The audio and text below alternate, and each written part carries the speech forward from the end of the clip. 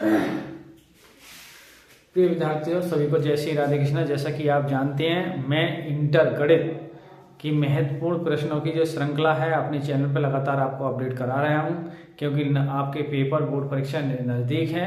तो आप मेरे चैनल को वॉच करते रहिए, दिव्यांशी क्लासेस 9698 को, जिससे आप अपने जो बोर्ड परीक्षा है उसमें बेहतरीन प्रदर्शन कर सकें और आप अपना एक उच्चतम स्कोर बना सकें। तो आइए उसी कड़ी में आज महत्वपूर्ण प्रश्नों की श्रृंखला की ओर चलते हैं।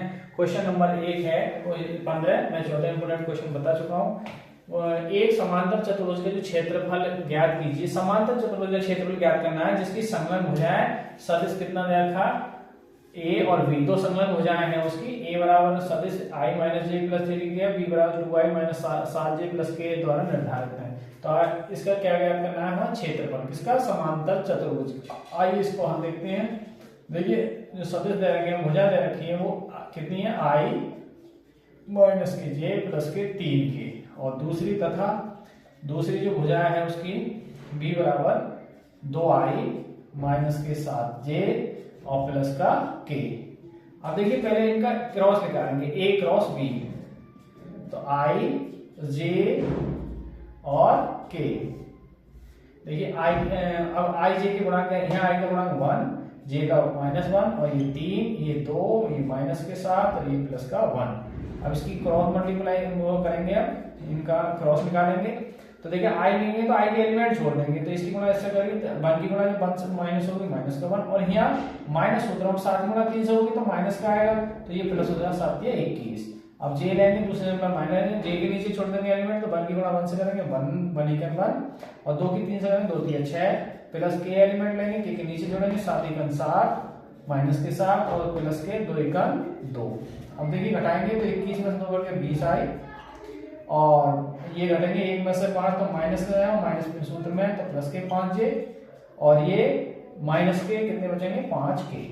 तो ये किसका मान आ गया, a क्रॉस v का। हमें चाहिए समांतर चतुर्भुज का क्षेत्रफल। तो देखिए समांतर चतुर्भुज का क्षेत्रफल, तो समांतर चतुर्भुज का क्षेत्रफल होता है वो क्या होता है, इसी का मॉड निकाल लो, a क्रॉस v का मॉड। तो देखिए a क्रॉस v का मॉड कितना निकलेगा, 20 का वर्ग कितना हो जाएगा, 400, और यहाँ आपका यहाँ पे मैं लिख दूं इसका 20i और प्लस के 5j और प्लस माइनस के 5k। अब इसका मॉड निकालेंगे। देखिए i के गुणांक का वर्ग यानी 400, या 20 का वर्ग, देखो 20 का वर्ग और प्लस 5 का वर्ग और माइनस 5 का वर्ग, तो 20 का वर्ग हो गया 400 और 5 का 25 प्लस 25, तो देखिए जुड़ के कितना हो जाएगा, 450। अब 450 को आप क्या लिख सकते हैं, देखिए आप लिख सकते हैं इसको 9 गुणा 50 और 9 गुणा 25 गुणा 2। देखिए 25 दूनी 50, और 50 की गुणा हम करेंगे 9 से, तो 9 0 0 9 पंजे 45। तो ये और ये कितने का बन गया, वो 9 बन गया 3 का, 25 बन गया 5 का, वर्गमूल 2। तो फाइनल जवाब कितना आ गया, 15√2 वर्ग इकाई। तो समांतर जो चतुर्भुज है, समांतर चतुर्भुज का जो क्षेत्रफल आ गया वो कितना आ गया, 15√2 वर्ग इकाई। देख सकते हैं आप, बढ़िया सवाल है, इंपोर्टेंट है। आइए विद्यार्थी क्वेश्चन नंबर 16 के। क्वेश्चन नंबर 16, एक त्रिभुज एबीसी का क्षेत्रफल ज्ञात कीजिए जिसके शीर्ष ए 1 1 1, बी 1 2 3 और सी 2 3 1 है। तो इसका एरिया ज्ञात करना है। आइए इसका हल देखते हैं। देखिए तो हम बिंदु ए, अब आप O के सापेक्ष मान सकते हैं, मूल बिंदु O के सापेक्ष ये बिंदु शीर्ष बिंदु है। देखिए त्रिभुज ए बी सी के शीर्ष बिंदु A का मान 1 1 1 है और B का मान आपका 1 2 3 है, तथा जो C का मान है वो है 2 3 1।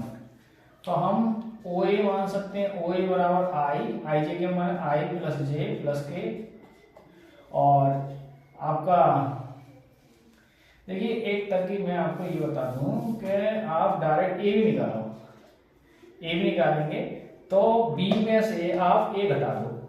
बी पॉइंट कौन सा है, देखो 1 में से 1 और 2 में से 1 और 3 में से 1, तो घट के कितने आ जाएंगे? देखिए 1 में से 1 घटेगा तो 0, 2 में से 1 घट गया 1 और 3 में 2 घट गया 2। ए बी के आगे अब अगर ए बी को वेक्टर रूप में लिखेंगे आप तो 0i प्लस जे और प्लस 2k।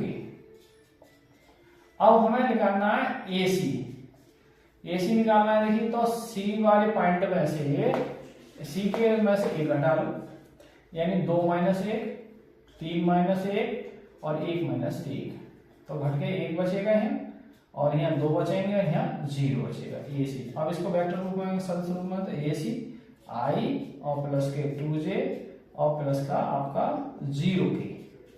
अब त्रिभुज जो अब निकालेंगे हम A B cross A c, तो देखिए आई जे के, तो आई ए देखिए ये है, इसे एक बात कह दो, इसे 2 बात कर दो, 0 1 2 0 1 2 और इसके हैं 1 2 0।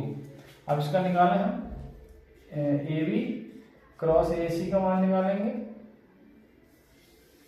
तो क्या आएगा? देखिए 0 का 0 0 माइनस भाई 0 और 2 दूनी 4। अब जे लेंगे, ये क्या है? आई, एक मिनट, आई 0 माइनस 4, फिर जे लेंगे, जे के नीचे के एलिमेंट छोड़ देंगे तो 0 माइनस 2 और फिर के एलिमेंट लेंगे तो के नीचे के एलिमेंट छोड़ देंगे तो 0 माइनस 1, 0 माइनस 1 तो कितना आ जाएगा? देखिए कितना आएगा? माइनस के 4 आए और माइनस के प्लस के हो जाएंगे, प्लस के 2j और प्लस का हो जाएगा आपका k, माइनस पर k। अब ए बी क्रॉस ए सी, अब आप निकालेंगे त्रिभुज ए बी सी का क्षेत्रफल, तो कैसे निकालेंगे? देखेंगे वही इसका मॉड निकाल लें। नहीं, सूत्र होता है 1/2 mod of A B cross A c, तो 1/2 और इसका मॉड निकालेंगे तो देखिए 4 का वर्ग 16, 2 का 4 और 1 का 1, तो कुल मिलाकर रूट कितना आ गया? 21/2 वर्ग। तो त्रिभुज एबीसी का जो क्षेत्रफल आ गया, त्रिभुज एबीसी का क्षेत्रफल कितना आ गया? रूट 21/2 वर्ग का है। तो ये देख सकते हैं आप, बड़े सवाल हैं। मैंने आपको बताया कि बिंदु दे रखे हों तो किस तरीका से निकालने, ए बी बिंदु निकालने, सदिश लगाएंगे तो आई जे की लगा देंगे, वेक्टर लगाएंगे उसमें, तो फिर क्रॉस निकाल लेंगे। क्रॉस के बाद ये सूत्र होता है ए बी क्रॉस ए सी, और इसका वर्गमूल करें हम, आई के गुणांक का वर्ग 4 का वर्ग 16 हो गया, 2 का वर्ग 4 हो गया, 1 का वर्ग 1 हो गया, और ये जोड़ दिए वर्गमूल है। 21 वर्गमूल नहीं होता है, पूरा कंप्लीट नहीं है, तो फिर ये वर्गमूल नहीं छोड़ेंगे आप आंसर, इसे देख सकते हैं, नोट कर सकते हैं। क्वेश्चन नंबर हम चलते हैं आपका 17 की ओर। क्वेश्चन नंबर 17 है, त्रिभुज एबीसी के शीर्षों की स्थिति सदिश क्रमशः ए बी तथा सी है, सिद्ध करना है। सिद्ध करो कि त्रिभुज एबीसी का क्षेत्रफल होगा 1/2 मॉड के अंदर a cross B plus C cross A plus A cross B mod, ये होता। अब ये इंपोर्टेंट सवाल बढ़िया है, आइए इसका हम देखते हैं। देखिए मूल बिंदु ओ के सापेक्ष ए बी सी के, ए बी और सी के स्थिति सदिश, मान लो कितने हैं? ओ ए बराबर क्या है? ए, और ओ बी बराबर क्या है? बी, और ओ सी बराबर क्या है? सी। अब हमें चाहिए, देखो हमें निकालें पहले ए बी। ए बी कैसे निकालेंगे? डी में से ओ बी में से ओ ए घटाएंगे, यानी बी माइनस ए। अब हमें चाहिए ए सी, तो ए सी कैसे निकालेंगे? ओ सी माइनस ओ ए, यानी सी माइनस ए। अब त्रिभुज ए बी सी का क्षेत्रफल, त्रिभुज ए बी सी का क्षेत्रफल कैसे निकालेंगे? 1/2 mod of A B cross A C, 1/2 mod of A B का मान, देखिए ए बी का मान क्या रखेंगे? ए बी का मान है बी माइनस ए क्रॉस, और इसका मान क्या है? ए सी का सी माइनस ए। अब देखिए इनमें क्रॉस करेंगे, 1/2 मॉड बी की क्रॉस पहले से होगी सी से, तो बी क्रॉस सी अब देखिए बी की क्रॉस माइनस, बी की क्रॉस कैसे होगी, ए से, तो बी क्रॉस ए, और यहाँ इसकी क्रॉस होगी माइनस ए क्रॉस सी, और फिर minus minus plus, minus minus plus A cross ए। अब एक नियम है कि स्वयं की क्रॉस स्वयं से होगा तो क्या होता है, जीरो। देखिए बी क्रॉस सी। अब सदिश में क्या है, देखिए डायरेक्शन अगर इसकी उल्टी करें हम तो ये माइनस की जगह क्या हो जाएगा, प्लस, यानी हम प्लस हो जाएगा ये, और यहाँ क्या करेंगे, ए क्रॉस बी। ऐसे इसको उल्टा करेंगे तो प्लस हो जाएगा सी क्रॉस ए, और स्वयं की क्रॉस स्वयं से करेंगे तो ये जीरो। तो फाइनल जवाब क्या आएगा, त्रिभुज ए बी सी का क्षेत्रफल आएगा।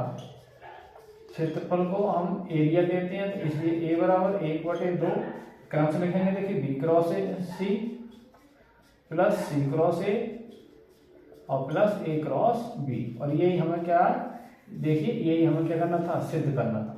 तो ये बढ़िया सवाल है, आप नोट करें, इसे देख सकते हैं। आगे ध्यान से क्वेश्चन नंबर सब दिया ना 18 के, क्वेश्चन 18, एक लीप या आदि वर्ष में 53 रविवार होने की प्रायिकता तैयार करनी है। आइए इसका हम देखते हैं। देखिए एक लीप, क्वेश्चन कह रहा है एक लीप वर्ष को क्या कहते हैं, अधिवर्ष या अधिवर्ष।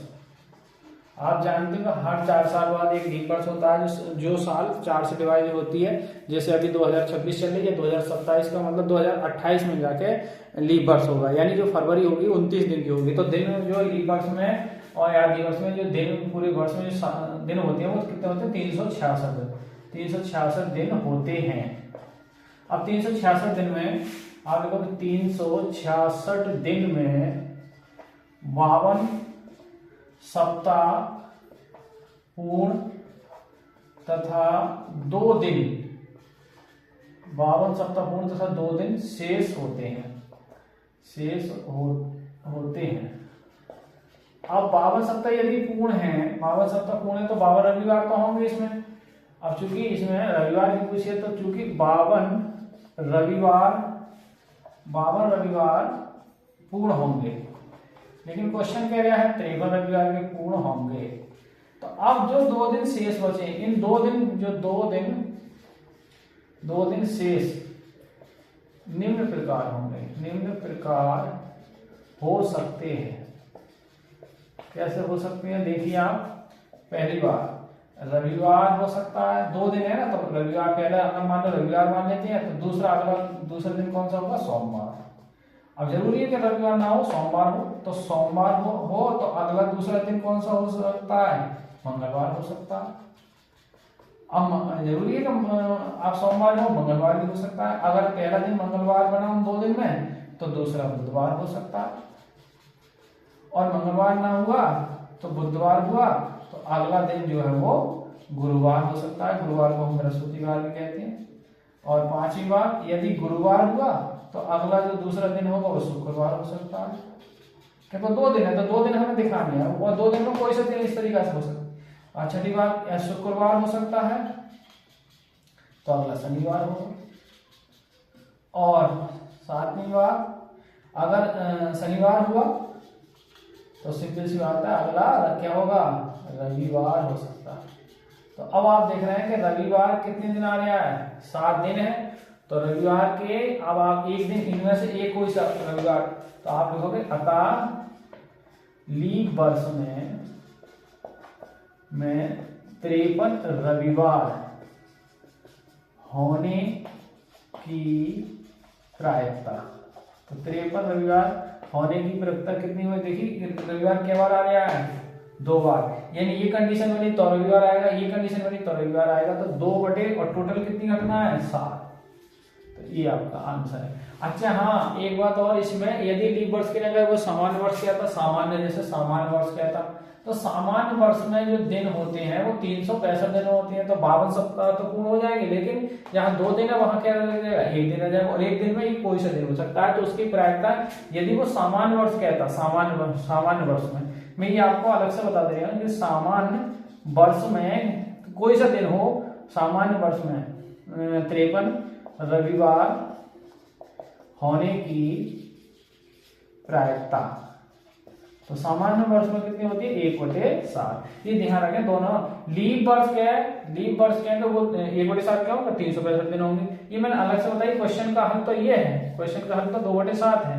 एक एक्स्ट्रा रूप में बताई है ये बात कि यदि आप की जो प्रायिकता है लीप वर्ष में तो 2/7 होगी, सामान्य वर्ष में 1/7 होगी। तो दोनों बात मैंने बता दी आपको, आप ध्यान रखें। ये अगर ये सामान्य वर्ष आता है तो इस तरीका से दिन कोई से लिख दो 7, और लीप वर्ष है तो इस तरीका से आपको लिखने पड़ेंगे। तो ये आपके क्वेश्चन का हल है, देख सकते हैं आप, नोट कर सकते हैं। तो प्रिय विद्यार्थियों, इसी के साथ आज की वीडियो यहीं समाप्त करते हैं, और कल की वीडियो में कुछ महत्वपूर्ण प्रश्नों को लेकर अगली श्रृंखला लेकर आपके अपने चैनल पर फिर उपस्थित होंगे। और तब तक के लिए सभी को जय श्री राधे कृष्णा।